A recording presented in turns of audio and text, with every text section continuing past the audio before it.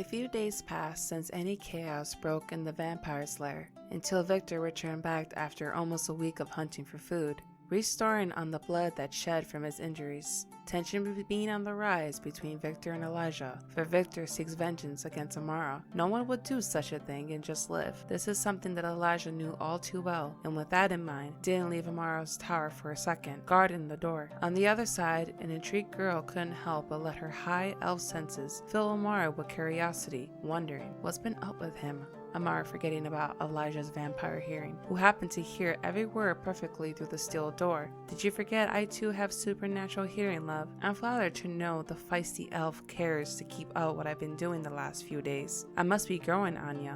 Elijah chuckled, feeling Amara's hot-headed seam through the door. Damn you, how can I ever feel such a thing for someone who stripped me of my freedom, my home, and family? It would never make sense to me. They are the ones who deserve my affection. Amara pounded on the door, the hit sort of sending him rumble through Elijah's chest, where an empty and black heart resided. If only you knew, Elijah murmured. Know what? Amara scoffed. Right now, I'm the one who imprisoned you, attacked you with my fangs in my favor. Right now, I'm the one you hate. Elijah paused. I don't understand, Amara flustered. That's been the hard part, getting the memories back. Elijah refused at that point to even carry the conversation further, letting Amara fuss to herself. Not too long afterwards, Abel finally arrived back to the lair and sought out Elijah first. I assumed things were well during my departure, Abel asked. Like always, nothing new. Elijah smiled, lie not getting by Abel. Oh, Elijah, how much you know my hate for dishonesty. I can smell the dry of blood on the stone floors. What happened? Is she? Abel leaving Elijah no choice but to be upfront. Both of them moved away from the door, across the room. No, Amara's fine, for now. Victor, Elijah applying the obvious. Victor being Victor, the bastard most likely deserved it knowing him, so it was her who met him blade. I could see why you were holding up the door. At this point, don't leave the girl. Abel agreeing with Elijah's current action. However, Elijah, besides the two of you being childhood friends, do you really think kidnapping, imprisoning her this way was the best route? I mean, what's the purpose of it, boy? Abel talking to Elijah as the little boy he once was, the boy he saved. I can't say much now. Amara's a wood elf, you know. She could practically hear a needle drop. Elijah purposefully implied, for he knew Amara was still hearing him, her stuttered breath sounding like a hymn to the skilled vampire. She doesn't know who I am right now. Quite frankly, this is something I can't indulge everything to you, Abel. Too risky. All I ask is that you trust me, and in time, when it's right, everything would come to light. Elijah pleading to his superior. Okay, I trust like always that this would end well, but there's so much that you and I can do before the queen finds out. Abel barely was able to finish before Elijah's composure shattered, his eyes fueled with fire. Catalina is no queen. I show no respect for that wretched woman. I will do anything and kill anyone who dares to threaten or hurt the last dearest thing to me, including the queen. Then at this point, take my advice and leave the lair before Catalina shows up tonight. What? She's coming back on such short notice, Abel? Elijah feeling nervous. Catalina had plans to attend the royal wedding, which is in a few days, but her arrival wasn't supposed to be until the day of. That's why I came to you just now to warn you and take Amara somewhere else. Damn it. It'll be hard to do so in broad daylight, considering a typical vampire like us can't walk in pure sunlight. Don't worry about that. I'm planning a meeting with Catalina late evening to escort her back here. That'll be enough time for you to gather your things and Amara. Take the girl to the old shack, Abel telling Elijah. I remember it. Thank you. I know that you have some sort of pledge to the queen, which still to this day I don't understand why. However, that's you. I'm grateful that as my superior, you're helping me protect her, Elijah expressed. Don't mention it. Just do what I said. I'll come around when it's safe to do so, Abel excusing himself. Yes, of course. Little do you know, Elijah, I too know what it's like to have that special someone, the fire that burns to protect them. I don't know your reasons just yet, but whatever happens, don't lose her, Elijah. Don't let go. The early morning stumbled across the royal reach. Seamstresses and wedding planners arrived today to go over last-minute details with Veronica, preparing for the royal wedding that was in a few days. Belle, of course, thought that everything looked beautiful. However, her sister thought otherwise, being picky with every little thing, to placement of decorations, to the coordination on how her bridesmaids will walk down the aisle. After a while, Belle decided to head up onto her bedroom to sort of relax. Reading a novel had been her escape route. A gust of wind alerted the princess, her attention to the open window. To Belle's shock, there stood Crimson. Crimson, what are you doing here? Belle jumping out of the left seat. Here to see you, silly. I couldn't wait another day, so I risk it. Crimson caressing Belle's soft cheeks. The guards could have seen you. I don't want to see you through bars or in chains, Belle roared. That isn't gonna happen, especially when I have you to come back to. Have faith in me, love. Crimson words soothing Belle. How happy he made her feel. Of course I do. I'm like this because you too are my place to return to. My haven. Right now isn't the right time to tell my father and sister about us yet. With everything going on. I understand. Amara has been missing a week now. We haven't been able to locate or hear anything about her. Our king and queen are feeling desperate. More hurt than anything. I tried to get my father and his men to help, but I don't think he took me seriously. My sister just shamed me for it, Belle said. You did that? For my people? Crimson surprise. Yes, I helped just like my mother would have if she was still here. I'll keep helping as much as I can until Amara reappears again, Belle being shushed with a gentle kiss. Never feel ashamed for helping someone else. What you're doing for me and my people is just another reason for me to love you even more. There will be a day when our love will be known, and I hope that when it does, you, Belle, will be mine as my queen of the Reach. Want you here, screaming at you, but it's like screaming at a wall. My words get lost in. Hello everybody and welcome back to my channel. I hope you guys are having a wonderful day or night. We are back with another episode 5 to our supernatural fantasy and medieval time series. I can't believe we're already episode 5. Man, it just feels like episode 1 was just like last week. This episode is gonna be quite juicy. The last scene, which will be on the outro at the end of this video, I made it a little bit more longer for you guys because it's gonna cover a part of the main story, what's going on. You guys are gonna kind of somewhat see and understand how did everything come to be, as far as like why is it just the wood elves, like why is it such a small tribe, what's going on with the witches, because on the last episode y'all saw that, you know, we finally introduced witches. So what are their origins, as well as the Immortal Queen and her vampire cult that she has. That little scene at the end is going to be extra long, so stay tuned for that because you do not want to miss it. I have also been putting timestamps on my supernatural series because I know that they're quite long, and especially the cutscenes. Like, the cutscenes are really long. So if you guys just want to watch the scenes and a little bit of the gameplay, I also timestamps on the gameplay as well, what I'm playing and when I'm playing. Like always, do not forget to like, comment, and subscribe. Toggle the notification button so you guys know when I'm posting, because like always, you don't want to miss no content. Without further ado, let's get to it. Alrighty, we are finally in the game, and I figured that we start off with the vampire lair household first. Elijah is going to be taking Amara somewhere else, somewhere more secluded. I figured that we play as Elijah, like you guys saw in the cutscene.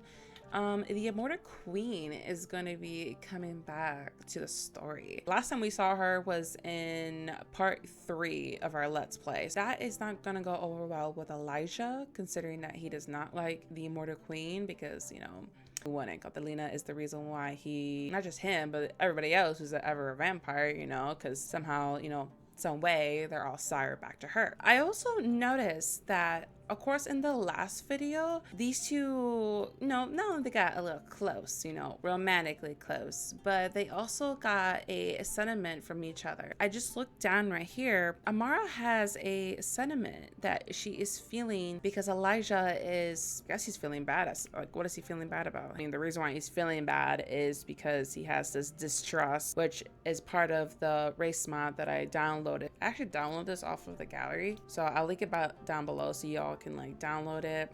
I mean, I took some stuff out, like I added the little accessories, this medieval fireplace, which I don't remember where I got it from, but I think it was a Sims resource that I got it from. So that's the only biggest thing I can give you guys, though. So let's see if, try to cheer up. Be like, it's all right, baby girl, don't be sad. Oh, she's accepting it. See if we could try to like upbeat their relation, you know? Feel like that. I don't know. He's feeling pretty confident. So let's see. Maybe he might just do it, you guys. Maybe he might just succeed in it. Oh, it worked. Okay. Amara, you're twirling over there. I see you. All right, let me see what else do we have here in the romance. Oh, compared to Long Lost Love, this will totally go with the story. Okay, let's see how this goes. Oh my God, that was sickening. That was so cute, you guys. That was really cute. He was just like, you remind me of someone that I used to know. Oh, Amara just became good friends with Elijah. Cool beans. Damn, we're moving somewhere, you guys. We're moving somewhere. Like, there was a reason why they hit it off well, because at some point they knew each other. According to Elijah, they did. Now at this point, I feel like Amara would feel some sort of like, she would feel like we're relaxed, because deep down she has this feeling of recognizing something about Elijah. Still doesn't know why or where, you know, where this feeling is coming from, but she's feeling comfortable. So I feel like we should push it. We'll do compliment appearance. Elijah's losing himself with an Amara. So a little standoffish, but don't worry, baby girl, we got you. We're gonna hold them hands. That is so adorable. Look at that. Become best friends. Let's do it. We'll establish friendship first. Oh, we also got a new sentiment too. Elijah has a powerful bond with Amara that is a source of strength and comfort. So yes. So now we're at the point where maybe, just maybe, Amara will crack and she would kind of, okay, stand back a little bit, be like, all right, like, you don't seem like a bad guy. Oh, Amara's hungry. Oh gosh. Okay, girl, we're about to nature calls. Let's see if Elijah has it in him. Our boy is gonna be busting out the pans and vegetables. So he gonna make some dumplings. Let's see how good he's doing this. Oh gosh, okay, yep, he was chomping. Look at him throwing it. Oh my god. Realistically, that would have made a mess. And then you would have had to freaking clean up that shit. That looks like baby food. Like, what is that? It's fucking disgusting. Oh, look, they have, you know, a little dinner together. Okay, that looks pretty, like, intimate. That looks pretty. Like, look at, like, with the lights back over here. All right, so I want to go ahead and switch over to the wood elves. I feel like we should like go over to Crimson side and play him for a little bit. And we're gonna make a little night trip to the kingdom. We're gonna make our way to the palace. We're just gonna sneak up on there. It's like totally trying to be very discreet, but it ain't working, you know. It's gonna meet her up there, you guys. We're just gonna play with the scene, okay? We're gonna be like, he's gonna meet her here in the room. Like, he just snuck right into the window. It's like, look at you, a stud. Just walking down like it's nobody else's business. Well, sheesh, it's about time, girl. You were just making us wait. Woo. I'm actually kind of tempted. I am very tempted. Like, they're just madly in love. Imagine, like, if he becomes pregnant, you guys. If Belle becomes pregnant, oh my goodness. Man, not only would that be, like, scandalous for her, because obviously she knows that her father and sister are not totally on board with her helping, you know, the Wood Elf tribe, or just being involved in general, but having a baby, like, that would technically be our first hybrid, wouldn't it be? Yeah, because a human and an elf, like, kind of ish. Like, I mean, I don't know what y'all consider a hybrid, but I mean, that would definitely, oh my gosh, that would definitely link the humans and elves together, at least the Wood Elves. So I think we should take a chance. We should take the chance and see what happens.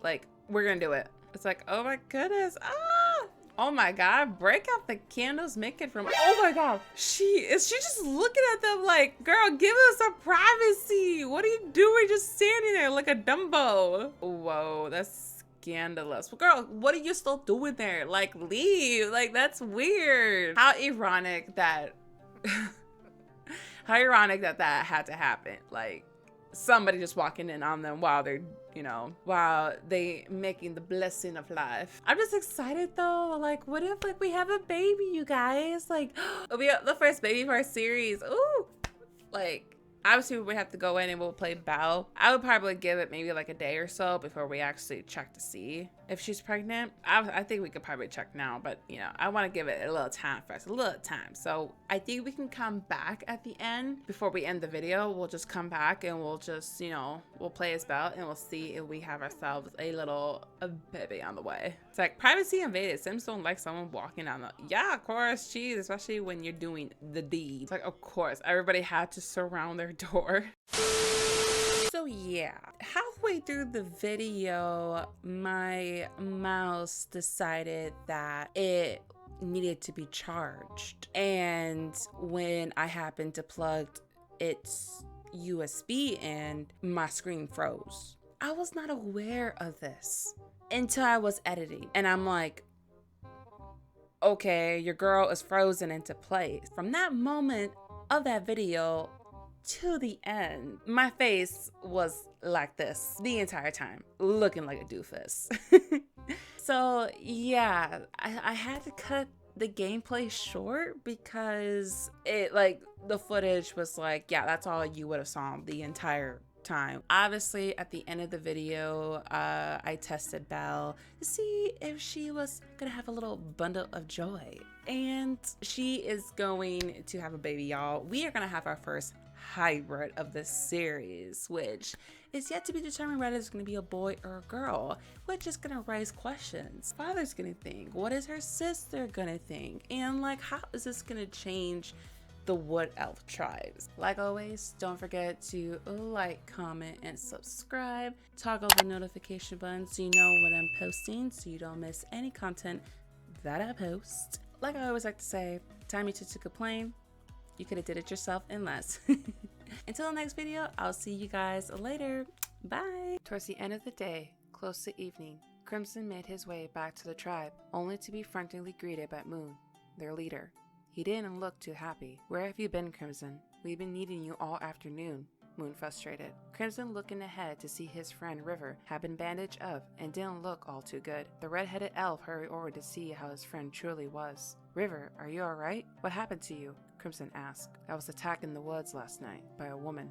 I swear, I won't let this slide. I'm gonna hunt that vile witch. River's tone sounded spiteful. Hold it, River. I think you're acting too rash right now. What do you mean a witch? Crimson puzzled. I know what I saw. Don't tell me otherwise. She was a witch. She proved it with her satanic powers. River, clenching his jaw, almost broke me in half. What the hell is going on here? First vampires, now the resurrection of witches? None of this makes sense. Moon said to himself. You know of these witches, Moon? Crimson facing his leader. Why am I getting a feeling that this is something bigger than us? River said with a snarky tone. Because it is, boy. Bigger than the entire tribe itself, the elder chiming in from a distance. Father, Moon, you know better than everyone here what's going on. Don't shut it out, my son. We feared that this day would rise, hoping it wouldn't. You're right. Forgive me, Father. Crimson, River, follow me. The four headed into the leader's hut, away from prying ears. The two just looked at one another, not knowing what to expect, but knew their leader was serious. The wood elf men surrounded the table, ready to be engaged. Moon took a moment to remember before telling an unforgettable tale. This kingdom used to be at peace. Every tribe lived in harmony, with respect, and maybe at one point with love, until the war. Yes, the war is what left the reach broken, the remaining tribes on edge with one another. I still don't get it. What does this have to do with me getting attacked last night? Quit beating around the bush, River said. Listening is key, River. Retaliating isn't always the answer. There used to be more of us. Different nationality of elves. Not just us woods. The respectable clans of witches. Not to mention the royals of the time. Different kind of elves. I don't remember such a time. I'm afraid I don't hold those memories, Crimson refused. It's to be expected. Every one of you were just a pup when all of this happened. I, on the other hand, saw everything from the front lines. We congregated with other tribes to make these lands a better and peaceful place for our offsprings, the sun and moon elves. The elf race is bound through three gods. Mother Earth, who leads the wood elves. The god of the first sleigh, who created the sun elves. The elder stopping mid-sentence. So, what about these moon elves? Who was their supposed god? The goddess Luna, the elves who thrive in the night. Their tribe consists only of men except for one woman, who believed to be the reincarnation of the goddess herself in form of the living. Her name was Lyra. In the moon elf culture, it's said that the female's role in the tribe is viewed as the most dominant position out of the whole group. No man dares to question their goddess rulings. At some point, when their queen feels ready to pass the throne, Lyra had to court another moon elf and conceive a child.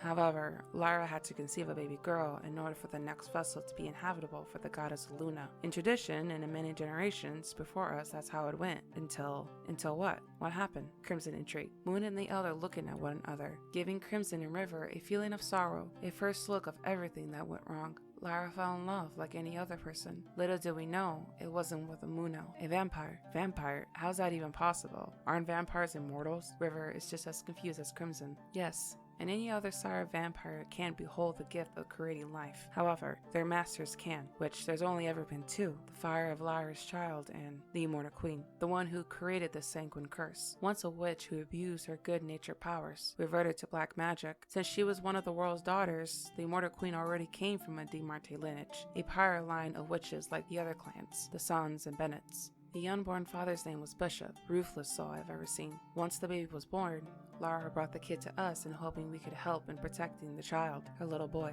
Elder answered as he reminisced. Tiny hands and feet. She had a boy. He came to us? Wait, if Lara had a boy, then what happened since she didn't conceive a girl? Did their goddess not reincarnate? Crimson fishing for answers. You would think. Something tells me otherwise. River sharp as always. Moon couldn't help but chuckle at his comment. Like you said, River, the tradition should have ended there, but it didn't. The boy was born with Luna's mark, a crescent of the moon, a mark only passed down to Luna's female vessels. We were all shocked to see it when Lara first brought the kid. The goddess Luna chose not to turn her back on her children, despite the gender, despite knowing the boy was too half vampire. We were able to keep both Lara and the kid's whereabouts under wraps for a long time, a few years actually, until one day Lara got sucked back into Bishop's lies and deception. He came back to kill both her and his own child. Elder stopped in pain. It hurt too much to continue. We failed her, failed the child. Lara died protecting Elijah. Elijah happened to be with Amara when his father attacked him. By the time I got there, Bishop had Elijah over the cliff. I was too late. Amara knew this Elijah? How's that even possible? We all grew up together. We would have seen or heard of this Elijah at some point, River brought up. I have to agree with River. If this is all true, then why don't we remember him? Crimson softly said. Because I took those memories away, not just Amara's, Elder spoke. Father, Moon tried to intervene. No, son, they aren't kids. They must know everything and we must fight against the vampires. Yes, I took those memories away. All of you were very close. Elijah was just like another brother to the both of you. The three of you, together, always. I can't believe this. Why? Why did you feel the need to do that, Elder? I'm sorry, boy. Seeing now it was wrong, but I couldn't stand the thought of putting the rest of you through pain. The pain of losing someone close. Elder concentrated before summoning a spell to undo another. Crimson and River found themselves remembering, each one flashing after the other, of their brother, Elijah. They both whispered. The truth was out, and now the two men were mind-blown to what they just heard, not knowing what to think. However, they understood the dilemma the tribe faced, an uprising, vampires wanting to take control completely of their reach, one way or another. The reasoning why is still unknown. Now witches decided to show up after years of hiding. This is something that can't be ignored. After the vampires succeeded to slaughter the three of the witches' clans, is when the war began between us and them. The sun and moon elves bonded together to barely slay most of the vampires, except for Bishop and the Immortal Queen. We lost most of our kind that day. Our tribe is the last to remain. There's no telling if there's more who hid out of fear, but after your little incident in the woods last night, River, it just proves that it's a great possibility. We may not be alone in this then. Maybe there was a reason why you saw that witch last night, River. I mean, why risk being seen if you plan on hiding? Crimson catching on to something. Don't try to reason things, Crimson. The woman tried to kill me, alright? I'm sure the hothead you are, you gave her a reason to strike first. Screw you. If witches are still around, then their first move would be to seek out their allies from before, us. We have to find her. Hell no, Crimson. Now you're just being a damn imbecile. I need you to come with me, River. Take me back where you saw her. I have a feeling this is a good start to finding Amara, so do it for her. River's tongue caught. He might have wanted to punch Crimson right about now, but he never would turn his back on his own brothers and sisters either. Alright, for Amara, I won't let what happened to Elijah happen to Amara. Not this time. River slightly smiled, which was a rare thing for him. Let's go then. Let's find ourselves a witch, brother.